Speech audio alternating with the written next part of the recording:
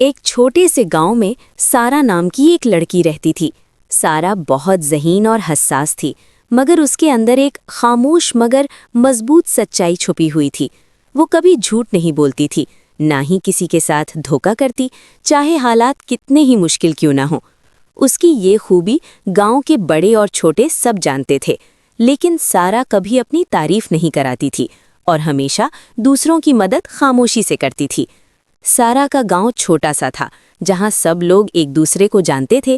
گاؤں کی زندگی سادہ اور پرسکون تھی، مگر کبھی کبھار چھوٹے جھگڑے اور غلط فہمیاں پیدا ہو جاتی تھیں۔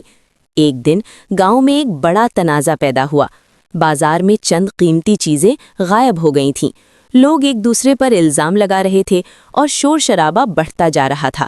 ہر کوئی ایک دوسرے کو شک کی نظر سے دیکھ رہا تھا، اور جذبات اتنے بھڑک گئے تھے کہ گاؤں کا ماحول تناؤ سے بھر گیا۔